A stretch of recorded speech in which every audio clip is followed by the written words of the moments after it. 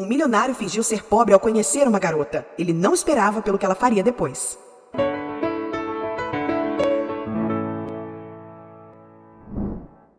César era um homem muito rico que se sentia completamente solitário. Filho de um grande acionista em uma marca de vinhos famosa, César se tornou órfão ainda aos 10 anos de idade, quando seus pais acabaram desaparecendo em alto mar após um acidente de avião. Traumatizado com a tragédia na família, ele nunca conseguiu vencer o seu medo de voar, mesmo passados 25 anos do acidente que mudou a sua vida. Por isso, apesar de ter uma imensa quantia de dinheiro à disposição, nunca conseguiu realizar o seu sonho de conhecer o mundo, limitando-se a viagens por terra, já que o oceano também lembrava seus pais, excluindo assim os iates e cruzeiros. César vivia na cidade de Belo Horizonte, Minas Gerais, e sempre que queria mudar os ares, corria até a estação ferroviária e comprava passagens para o Espírito Santo, já que existe um trem de passageiros diários nessa rota. Ele nunca avisava ninguém quando decidia fazer esses passeios, principalmente porque estava farto de ter que ficar à frente de uma empresa que não foi construída por suas mãos. A empresa era o sonho de seu pai, cujo rosto ele nem mais lembraria se não fossem as fotografias, mas também era um fardo pesado demais para carregar sozinho, pois levava seu sobrenome e um legado que os conselheiros da empresa insistiam em convencê-lo que ele tinha que continuar, para preservar sua fortuna e a memória dos que se foram. Havia um misto de culpa e remorso no coração de César toda vez que ele pensava em vender tudo e começar uma nova vida do zero. Sentia até mesmo vergonha quando dizia isso em voz alta, pois ninguém parecia disposto a apoiá-lo nessa decisão, e muito menos escutar o que ele realmente queria fazer da vida. Apesar do seu trauma, César amava viajar e tirar fotografias. Também amava pintar quadros que nunca mostrava a ninguém, e por isso comprou uma casa à beira da praia, para assim ter um lugar acessível para passar o seu tempo e se libertar das amarras que o mundo corporativo o obrigava a suportar. Certo dia, César acordou com os raios de sol entrando pela janela do seu apartamento e olhou para o relógio, que marcava 7 da manhã. Como fazia todos os dias, ele se levantou, fez seus alongamentos antes de tomar banho, escovou os dentes e foi trabalhar. Ao chegar na empresa, ele foi surpreendido por um monte de balões de festa e uma enorme quantidade de acionistas da empresa, sendo que a maioria deles ele nem conhecia. Todos eram homens velhos e cheios de ambições, homens de diversas partes do país que estavam ali apenas para bajular o herdeiro com a maior porcentagem sobre a empresa. Foi então que César lembrou-se que era dia de seu aniversário de 35 anos, e isso assustou. Ele não tinha se dado conta de como sua vida estava passando tão rápido, e mesmo tendo todos os recursos do mundo, ele estava vivendo a vida que os outros queriam, e não estava seguindo seu próprio coração. Depois que a festa formal acabou, e César se livrou daquele bando de bajuladores, ele se trancou em sua sala e ficou olhando o porta-retratos na mesa com a última foto que tirou junto de seus pais. Enquanto observava aquela fotografia, os sorrisos felizes, o rosto cheio de vida que seus pais tinham, ele entendeu como a vida era curta demais para não vivê-la de verdade. Seus pais tinham mais ou menos a mesma idade que ele estava completando no dia em que o avião caiu no mar. E certamente, se estivessem com ele naquele instante, não desejariam vê-lo trancafiado em um escritório, jogando fora o tempo valioso de sua vida, algo que o dinheiro jamais poderia comprar e trazer de volta. César abriu o site da ferroviária e comprou uma passagem para o litoral, decidido a fazer uma viagem sem volta.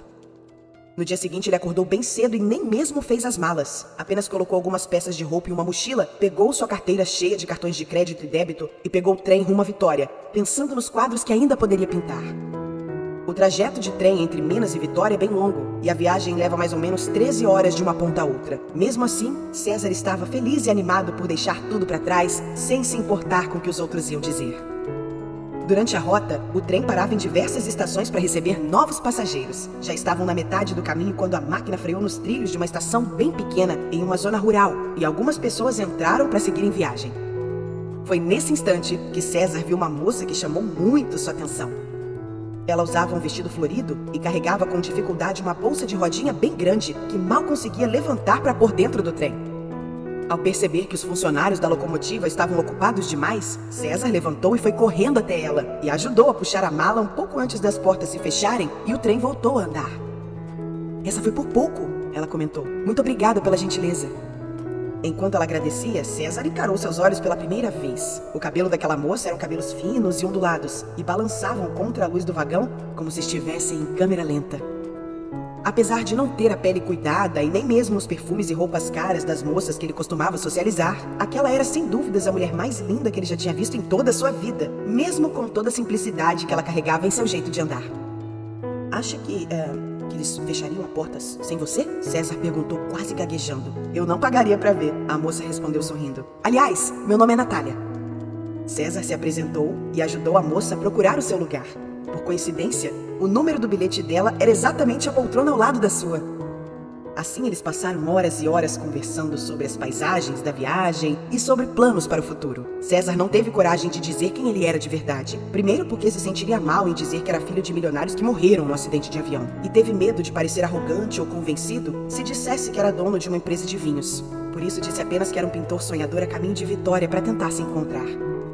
Outro motivo que ele não teve coragem de dizer algo mais sobre a sua vida é porque ele sentiu medo de afastar a moça e fazer a conversa, que estava tão agradável, terminar. Ele estava mesmo encantado com a moça e muito interessado em ouvir tudo que ela tinha para contar. César descobriu que Natália tinha acabado de formar como arquiteta em uma faculdade online. Ela estava extremamente nervosa, pois estava viajando para fazer um teste naquele que seria seu primeiro emprego formal em uma empresa de arquitetura. A moça estava com medo de eles estranharem seu jeito de falar, de tentarem se aproveitar dela por causa de sua falta de experiência e, principalmente, de fracassar. Segundo Natália, o teste seria feito na hora, um desenho arquitetônico que os chefes da empresa mandariam fazer para testar suas habilidades de desenho, e ela disse que só de pensar nisso dava nela vontade de chorar. César a tranquilizou, dizendo que daria tudo certo. E quando no fim do dia chegaram ao fim da linha, eles trocaram o telefone e prometeram ligar um para o outro para saberem se conseguiram atingir seus objetivos.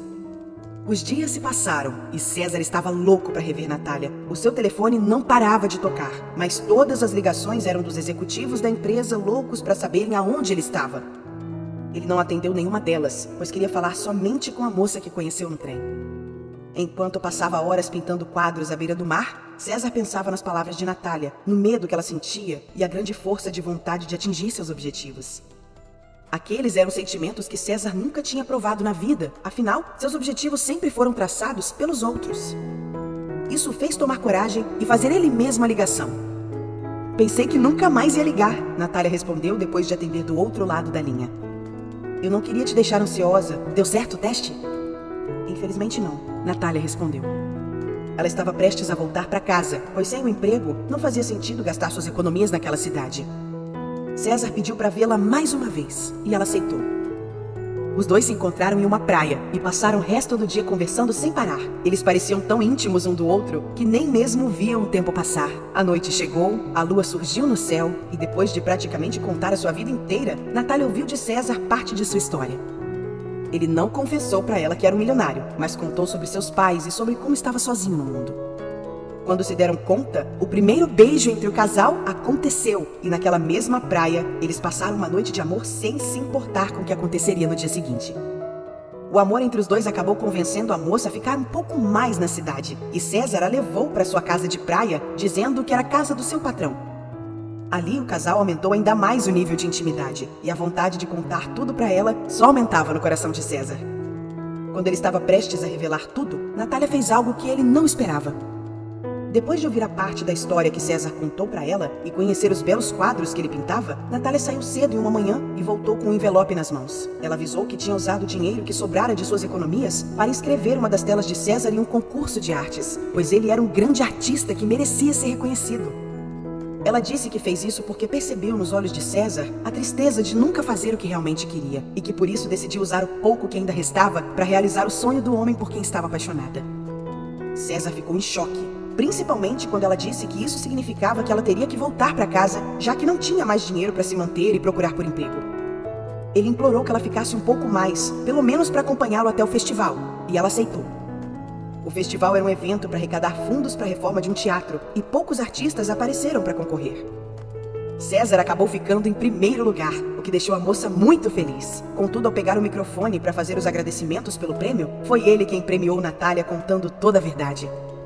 César então revelou que, apesar de solitário e perdido no mundo, ele nunca tinha dito que era um homem pobre, mas que mesmo assim, Natália fez por ele algo que o dinheiro nunca foi capaz de fazer. Ela o encheu de alegria, esperança e principalmente coragem para fazer o que sonhava e força para se libertar do passado que o prendia.